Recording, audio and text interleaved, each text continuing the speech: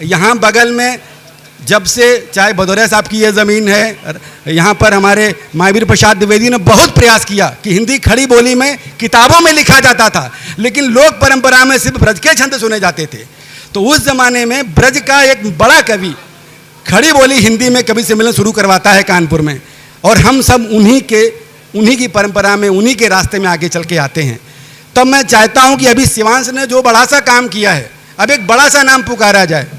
ये समझ लीजिएगा, यहाँ सब एक से एक महान है। प्राण बोले पीर अंतस में छिपाना जानते हैं, अधर बोले पीर को हम गुनगुनाना जानते हैं, और प्रथम तो सकुचे बहुत, फिर यूं लजीले नयन बोले हम धधकती आग को पानी बनाना जानते हैं। तो हमारे बीच में एक से एक धुरंधर हैं, एक से एक बड़ा कलमकार है। अब मैं पूरी सृष्टि को जब देखता हूं तो एक शब्द आता है मेरे मन में, निखिल। अखिल सृष्टि हो या निखिल सृष्टि हो, मैं निखिल तिवारी को अपने बीच बुलाता हूं। आप उसके साहित्य में पूरी सृष्टि का अनुभव कीजिएगा, अपनी तालियों से उसकी भूमिका बनाइएगा। मैं अपने आप को मौन करता हूं। निखिल तिवारी, आइए।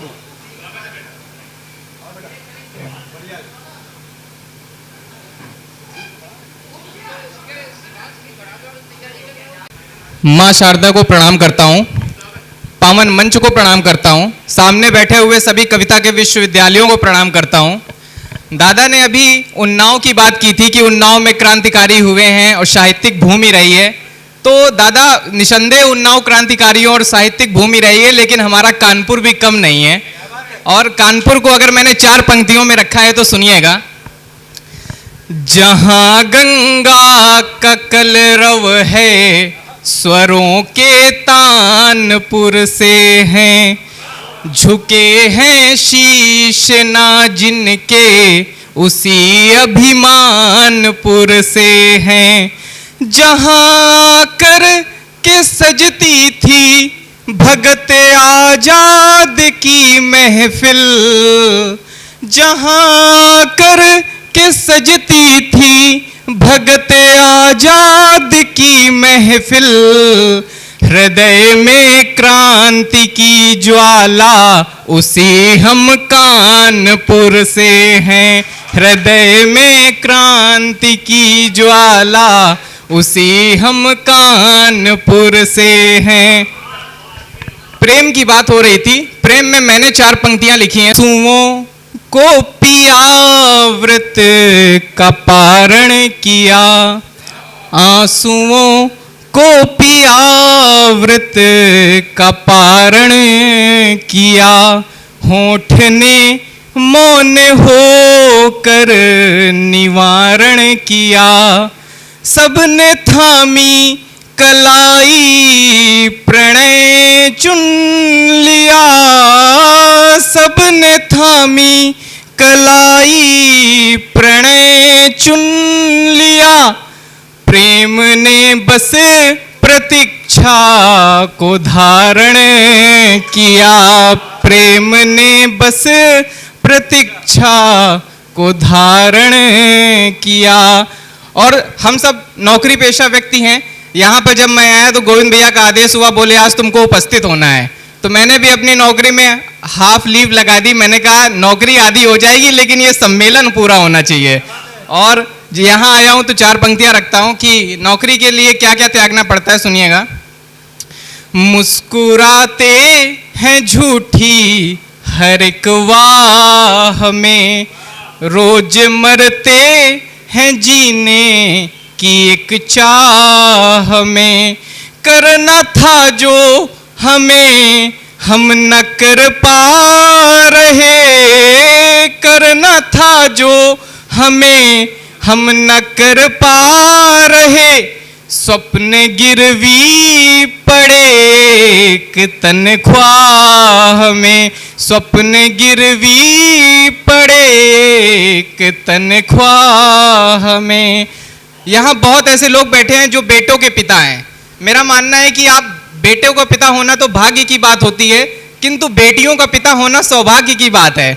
और हमारे गोविंद भैया तो स्वयं 2 बेटियों के पिता हैं। उनको मुक्तक समर्पित करता हूँ कि किस्म कुछ नहीं खत्म होता, कभी सिलसिला कुछ नहीं, किस्मतों के लिखे पर गिला कुछ नहीं, खत्म होता कभी सिलसिला कुछ नहीं। एक पिता ने तो अपना कलेजा दिया, एक पिता ने तो अपना कलेजा दिया। लोग कहते हैं लेकिन मिला कुछ नहीं, लोग कहते हैं लेकिन मिला कुछ नहीं। स्वाभिमान की 4 पंक्तियां रखता हूं आप सबके समक्ष, सुनिएगा। झूठ की अर्चना हम न कर पाएंगे, व्यर्थ की गर्जना हम न कर पाएंगे। प्रशांत भैया सुनिएगा।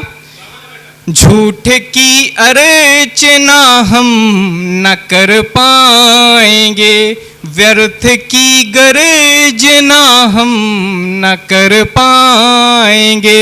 सर झुकाएंगे सबको ही सम्मान में, सर झुकाएंगे सबको ही सम्मान में, पर चरण वंदना हम न कर पाएंगे, पर चरण वंदना हम न कर पाएंगे। और आज के ज़माने में लोग 2 तरफा व्यवहार लेके चलते हैं, मुंह पे कुछ और होते हैं और पीठ पीछे कुछ और होते हैं। उनके लिए 4 पंक्तियां मैंने लिखी हैं, आप सबके सामने उसे समर्पित करता हूं, सुनिएगा। जिनकी पड़ी जरूरत वो ही बदल रहे हैं, कुछ आस्ती के विषधर बाहर निकल रहे हैं। जिनकी पड़ी जरूरत वो ही बदल रहे हैं, कुछ आस्ती के विषधर बाहर निकल रहे हैं। चेहरे हैं जिनके 2-2 ऐसे भी लोग होते, चेहरे हैं जिनके 2-2 ऐसे भी लोग होते। अपने बने हैं मुंह पर पीछे से छल रहे हैं, अपने बने हैं मुंह पर पीछे से छल रहे हैं। बहुत बहुत आभार आपका। वाह, एक बार भाई आपको सबको मज़ा तो आया ही है, लेकिन तालियों से बताइएगा कि आज का जो ये अनुष्ठान चल रहा है, कुछ लोग ऐसे हैं जो किसी मजबूरीवश चले गए होंगे, लेकिन उनकी उपस्थिति यहाँ मानते हुए हम सब लोग ये मानते हैं कि आज का जो कार्यक्रम ये हुआ था, ये इसलिए बहुत उत्कृष्ट है कि हम लोग पूजा रोज करते हैं, अपने घर के मंदिर में करते हैं, लेकिन कभी कभी मानसरोवर जाने को मिले और वो पानी छूने को मिले तो क्या घर के पानी जैसी अनुभूति आती है? नहीं आती है। मैं कह रहा हूँ, जब भी आधुनिक हिंदी साहित्य का लोक से जुड़ाव का मंच शुरुआत जहाँ से होता है, वो जो आचार्य सनई साहित्य परिषद के बरगद के मंच के नीचे खड़े होने की जो अनुभूति है,